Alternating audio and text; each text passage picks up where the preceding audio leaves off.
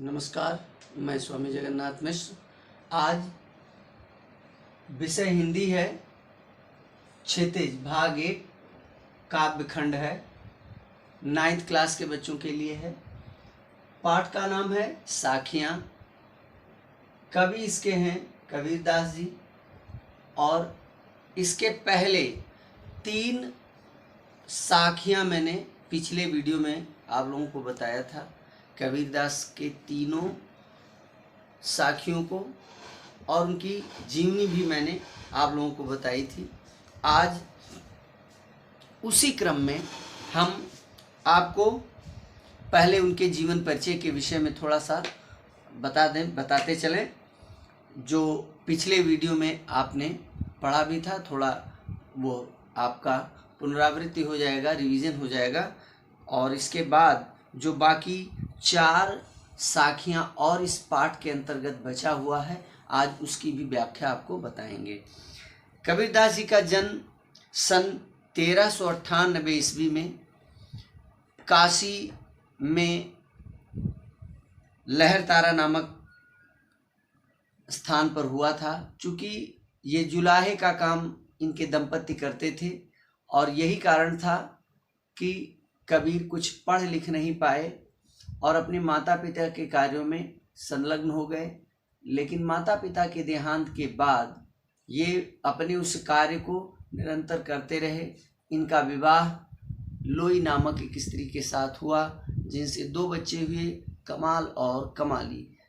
बच्चे बड़े हो गए, लेकिन कबीर का मन गृहस्थी में उतना अच्छे ढंग से नहीं लग रहा था और यही कारण था कि वे साधु संतों के बीच में बैठना प्रारंभ कर दिए। उस समय देश अनेक भागों में बटा हुआ था, राज सामंतों का युग था और समाज में जाति पात की बहुत बड़ी विडंबनाएं और बड़ी स्थितियां खराब थीं। लोगों के अंदर बाह्य आडंबर, ढोंग ढकोसला इससे ग्रसित था।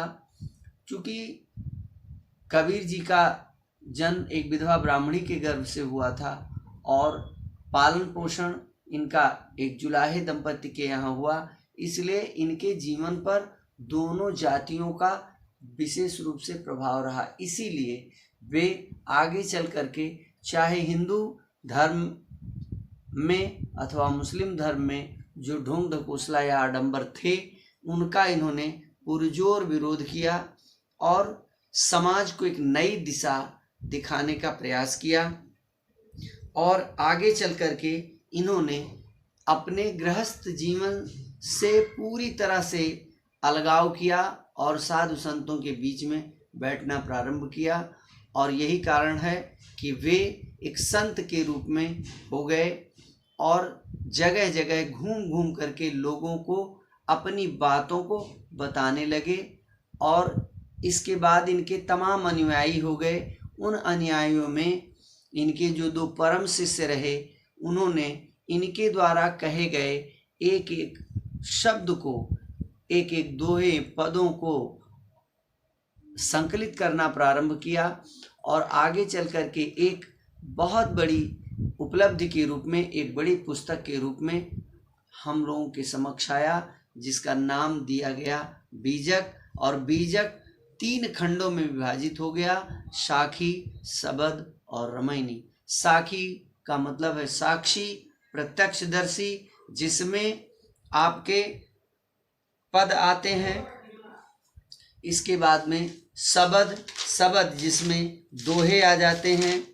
और इसके बाद आता है रमैनी में चौपाइयाँ आ जाती हैं। इस प्रकार से 3 तरह की रचनाओं को कबीर ने रचा और फिर उन्हीं क्रम में आपका ये साखियाँ, जिसमें समाज को एक साक्षात रूप से वर्णित करने का प्रयास किया, जिसके मैंने इसके पहले 3 आपको साखियाँ पढ़ाई थी।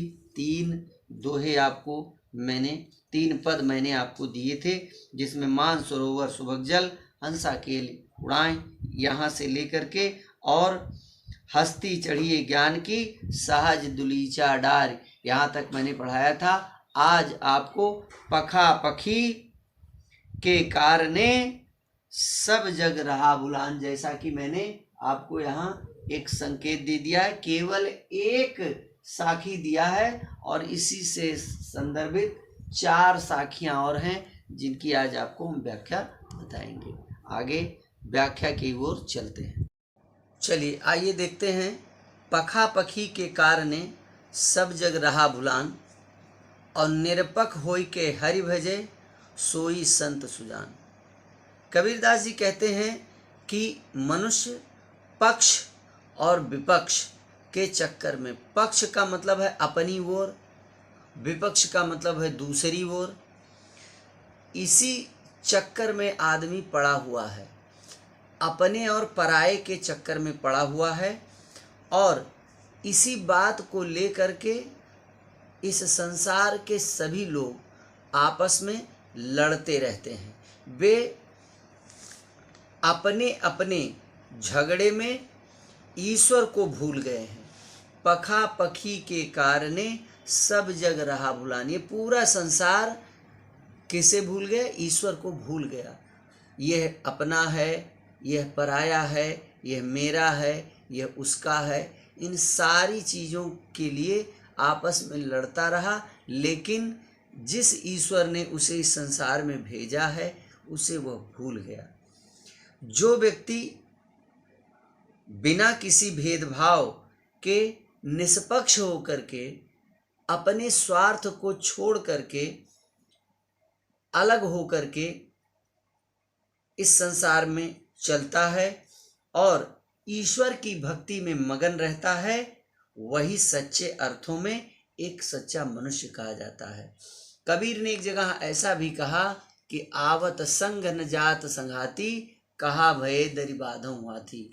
कबीर ने कहा कि क्या आपके साथ आता है और क्या आपके साथ जाता है, यानी कुछ भी ना आता है और ना कुछ ही साथ जाता है, लेकिन हम फिर भी उसी माया के चक्कर में पड़े रहते हैं।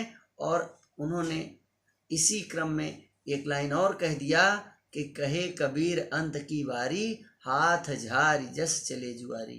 कबीर कहते हैं कि जैसे यहाँ आने के पहले हाथ में कुछ नहीं रहता है और संसार में आने के बाद आप बहुत कुछ बना लेते हो, महल बना लेते हो, अट्टालिकाएं बना लेते हो, तमाम साधन सामग्री तैयार कर लेते हो, भौतिक सुख सुविधाएं संपन्न हो जाते हो, लेकिन जब चलने की बारी आती है अर्थात मृत्यु निकट आता है या मृत्यु होती है, तब आपके साथ कुछ भी नहीं जाता है।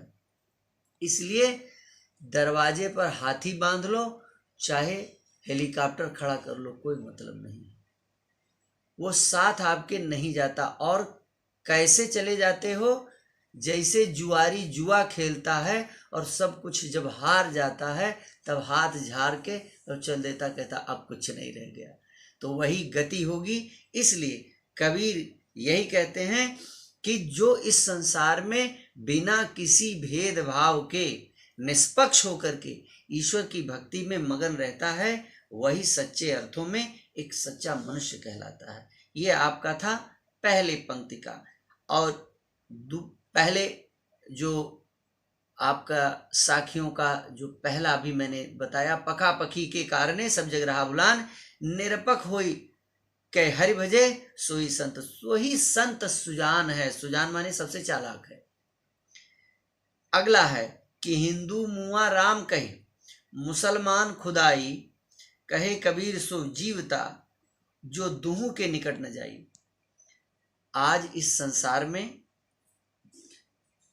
हिंदू, हम हिंदू हैं, वो मुस्लिम है, वो सिख है, उसे जैन है, वो ईसाई है, वो पारसी है, इसी झगड़े में पूरा संसार मस्त है, व्यस्त है, पस्त है। लेकिन वो ये नहीं समझ पाता कि जो ईश्वर है वह एक ही है। वो हिंदू है, अगर पूजा करता है जिस ईश्वर की, मंदिर में जा कर के, तो उसे भगवान मानता है। और मुस्लिम यदि मस्जिद में जा कर के उसी की इबादत करता है, नमाज करता है, उसको पूजा करता है, इबादत करता है, तो वो उसका भगवान है। कोई अंतर नहीं है, लेकिन यहाँ आने के बाद वह अंतर अलग कर देता है। मुस्लिम हाथ जोड़ करके यदि प्रार्थना ईश्वर का करता है, तो वहीं मुस्लिम जो है वो हाथ को फैला करके उसी खुदा से इबादत करता है। केवल तरीके अलग हो गए, इबादत करने का तौर तरीका अलग हो गया, लेकिन जिसकी इबादत कर रहा है, जिसकी पूजा कर रहा है, वह ईश्वर तो एक ही है। हिंदू कहता है मेरा राम प्रिय है, और मुसलमान कहता है कि मेरा खुदा प्रिय है। लेकिन वो ये नहीं समझ पाता कि जिसको तू प्रिय कह रहा है वो तो एक ही है। केवल हम राम और खुदा के नाम से उसे अलग कर रहे हैं, लेकिन वो वास्तव में ईश्वर एक ही है। और कहें कबीर सो जीवता, और कबीर कहते हैं कि वही जीता है, वही जीने का सही अर्थ मालूम कर पाता है, जो मनुष्य अपने आप को इन दोनों से अलग रखता है और वो ये समझता है कि नहीं, ईश्वर एक है। जो मनुष्य जाति मजहब के भेदभाव से खुद को दूर रखता है, वही सही अर्थों में जीवित है, क्योंकि वह जीवन के अर्थ को समझ पाता है। कहे कबीर सो जीवता, जो दूहों के निकट न जाए, जो दोनों के निकट नहीं जाता है। यानी वो ये नहीं कह करके इस भ्रम में पड़ता है कि ये मेरा राम है और ये इनका खुदा है, दोनों अलग हैं। जी नहीं, दोनों एक हैं। केवल अर्थ निकाल करके हम अलग कर देते हैं, नाम बदल देते हैं, लेकिन वास्तविकता अगर कही जाए तो दोनों एक हैं। अगली जो पंक्ति है आपकी, काबा फिर काशी भया, राम ही भया रहीम, और मोट चून मैदा भया, और बैठ कबीरा जी। कबीरदास जी कहते हैं कि जब मनुष्य को सच्चा ज्ञान प्राप्त होता है, तब उसे काबा और काशी में कोई अंतर दिखाई नहीं देता, क्योंकि काबा फिर काशी है। जो काबा है वही काशी है, केवल नाम बदल दिया मैंने, क्योंकि दोनों स्थानों पर केवल एक ही कार्य होता है, उस प्रभु की, उस ईश्वर की, उस अल्लाह की केवल इबादत, और इबादत करने का स्थल बदल दिया गया, लेकिन जिसकी इबादत हो रही है वो तो एक ही है। तो फिर काबा फिर काशी है, और राम ही भया रहीम। जिस ईश्वर को आप राम मान रहे थे, वही राम रहीम में बदल गया। कोई अंतर नहीं है, राम भी वही है, रहीम भी वही है। जैसे मोट चून मैदा भया, गेहूं वही है, उसकी जब पिसाई की जाती है, तब जब वो मोटे दानों में पीसा हुआ रहता है, तब आप उसे आटा कहते हैं, और जब उसे और महीन पीस दिया जाता है, तब वो मैदा हो जाता है। लेकिन काम दोनों का एक ही है। आटा है, उससे रोटी बना लेते हो तब भी खाने का काम आता है, और मैदा होता है, उससे पूड़ी बना लो या और पतला करके उसे दूसरा पदार्थ तैयार कर लो, लेकिन दोनों का काम एक ही चीज है, केवल खाने का। अंतर कोई नहीं है। और कबीर कहते हैं कि जो इनके बीच अंतर नहीं करता, यानी दोनों का काम केवल उदर पूर्ति के लिए है, केवल पेट भरने के लिए है, चाहे वो आटा हो या मैदा हो, दोनों एक ही काम करते हैं, पेट को भरने का। और जो इस रहस्य को, जो इस बात को समझ जाता है और उस गेहूं को समभाव से देखता है, तब कबीर कहते हैं कि बैठ कबीरा जी। जो इस बात को समझ जाता है, तब कबीर कहते हैं कि वही आनंद के साथ बैठ करके उसका आनंद लेता है और अपने उदर की पूर्ति करता है। उसी जिस प्रकार सभी मनुष्य उस एक ईश्वर की संतान हैं, भले ही उसके नाम क्यों ना अलग अलग हो। और इसके आगे कि ऊंचे कुल का जन्मिया जे करनी ऊंच न होए, सुबरन कलश सुरा भरा साधु निंदा होए। कबीरदास जी कहते हैं कि ऊंचे कुल में जन्म लेने से किसी के कर्म ऊंचे नहीं हो जाते। इसको दो तरह से इसके अर्थ को देखिए कि ऊंचे कुल का जन्मिया करनी ऊंच न होए। कबीरदास जी कहते हैं कि अगर आपका जन्म उच्च कुल में हो जाए तो कोई जरूरी नहीं है कि आपका कर्म भी ऊंचा हो, और दूसरा कि आपका कर्म ही ऊंचा ना हो।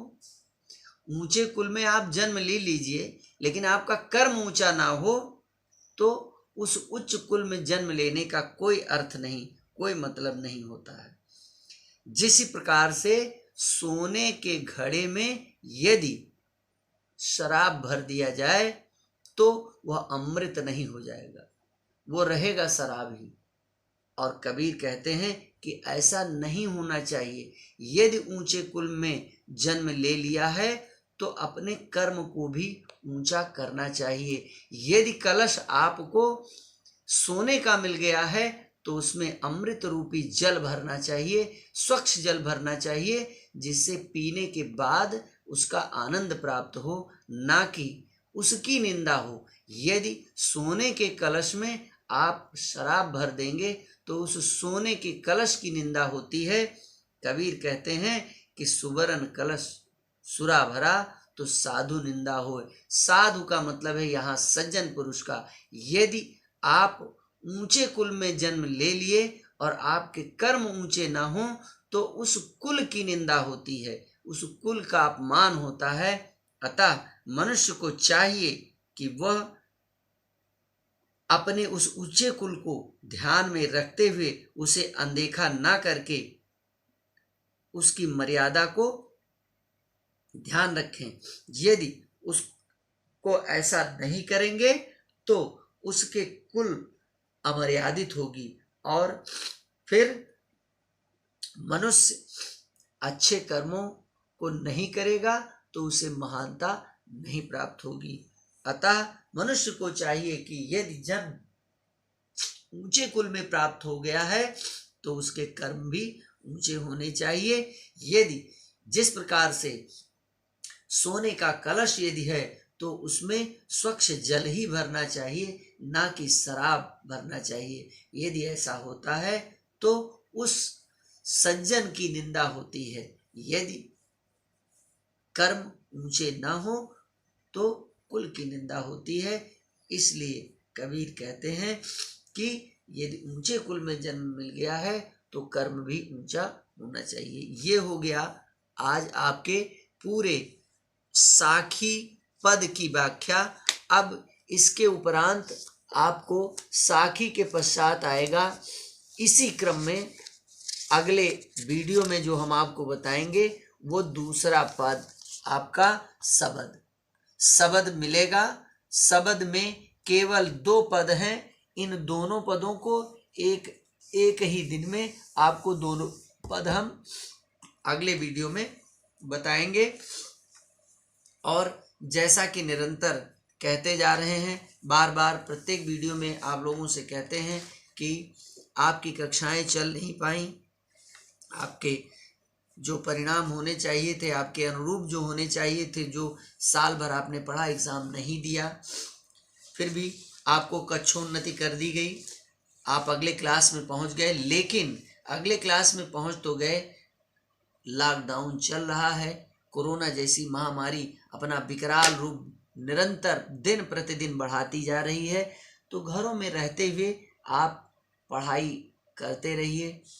आपको हर विषय की वीडियो मिलते होंगे, उनमें हर विषयों को पढ़ते हुए साथ में हिंदी विषय को भी साथ में लेते चलिए, जिससे आपको यह विषय भी अछूता न रह जाए। और इस पर भी ध्यान देते रहिए, क्योंकि भोजन तभी अच्छा स्वादिष्ट माना जाता है जब सारी चीज़ें समुचित हो, तभी उसको भोजन कहते हैं। तो आपके पढ़ाई का अर्थ और महत्व तभी होगा जब सारे विषय उसमें शामिल होंगे। इसलिए बच्चों, आपसे एक ही चीज़ बार बार कहते रहते हैं कि वीडियो को लाइक अवश्य करें, अपने प्रश्न कमेंट करें, जिसका उत्तर हम शीघ्र देने का प्रयास करते हैं। हम भी आपके कमेंट्स को देखते रहते हैं, कौन कितना प्रश्न कर रहा है।